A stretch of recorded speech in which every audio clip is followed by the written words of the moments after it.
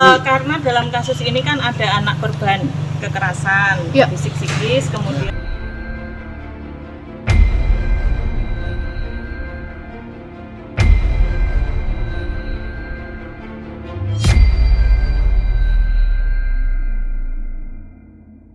ada anak berkonflik dengan hukum, sehingga kita akan memakai Undang-Undang Perlindungan Anak.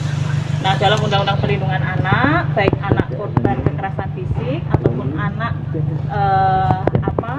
berkonflik dengan hukum, itu satu di pasal 59 disebutkan prosesnya harus cepat, ya, karena anak-anak.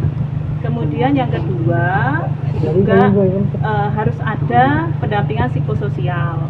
Yang ketiga itu juga harus ada bantuan sosial, dan yang keempat ada perlindungan hukum. Baik, Bu. Nah, sehingga baik anak korban kekerasan fisik psikis, kemudian anak berkonflik dengan hukum pun juga demikian. Gitu, dihadirkan ya? Tidak tadi Bu anaknya, Bu? Tidak.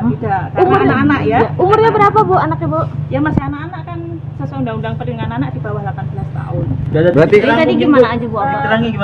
Kita mensupport agar proses ini berjalan dengan cepat, biar penyelidikan segera tuntas, dan ada anak saksi juga ya di sekolah yang harus kita lindungi. Bu, berarti saat ini ada korban Bu di sini Bu. Datang ke Polres Bu, korban Bu. Tadi udah ketemu belum? Tidak.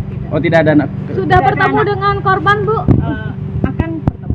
Apa langkah awal yang akan dilakukan apa Bu? Langkah awal yang akan dilakukan apa Bu? Pihak sekolah bakal tanggung jawab gimana Bu? Sekolah kami belum berkomunikasi. Bu, langkah awal yang akan dilakukan? Komunikasi belum? Sedang akan. Langkah awalnya apa Bu?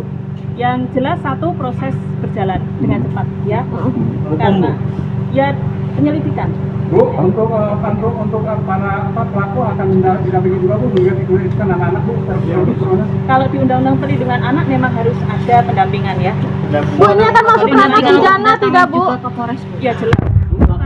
Kapan akan dilakukan Bu? Nah, itu kami serahkan kepada kepolisian, dan mari kita support biar fokus biar proses berjalan dengan cepat. Oh, dari kepolisian kapan dilakukan? Responnya seperti apa Bu tadi Bu? Bu, responnya tadi seperti apa Bu dengan Pak Kasat Bu? Baik, semuanya baik, dan tidak hanya kami juga ada dari KPPA juga ada, dari PT DPPA juga ada. Info dari Pak Kasat berapa jumlah pelaku Bu? Itu nanti bagian kepolisian yang Bu, ini kan keluarga korban tidak membuat laporan Bu. Itu kepolisian, Mbak. Kami hanya memastikan proses sudah berjalan dan memastikan agar prosesnya cepat. Berarti proses sudah sampai mana sekarang Bu? Bu, infonya ada pemeriksaan kejiwaan hari ini untuk anaknya Bu. Itu sudah ada bagiannya UPTD ya.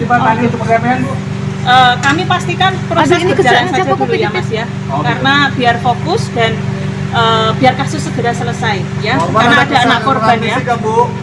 Iya. Ya, orang tua pelaku sendiri sedang membuat sebuah pernyataan permohonan maaf atau belum, kami belum.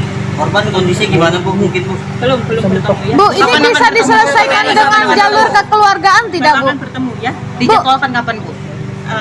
Nanti diinfokan lagi. Korban mendapat kekerasan fisik apa aja Bu? Mungkin bisa diceritakan sedikit Bu. Kami mau memastikan itu Mas. Bu, kira-kira bisa dijelaskan perlindungan hukum kepada korban atau gimana Bu? Tadi kami membahas proses ini harus cepat, kemudian juga masing-masing sudah menjalankan tugas dan fungsinya, dan kami support agar ini Undang-Undang Perlindungan Anak ditegakkan.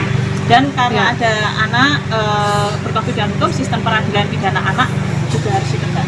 Bu, korban hanya satu atau ada beberapa Bu? Itu nanti bagian kepolisian. Bu, ada tersangka tidak Bu di kasus ini Bu? Itu bagian kepolisian ya. Benar akan ada gelar perkara nggak sih Bu hari ini? Kalau korban dikonfrontir sama pelaku nggak Bu? Kami koordinasi ya. Istilahnya koordinasi. Mungkin itu saja ya Mbak. Mohon dibantu juga di dalam kasus ini di pasal 61 kan identitas anak itu harus dirahasiakan ya, dilindungi karena ada di Undang-Undang Perlindungan Anak, baik anak korban ataupun anak berkonflik. Terima kasih ya.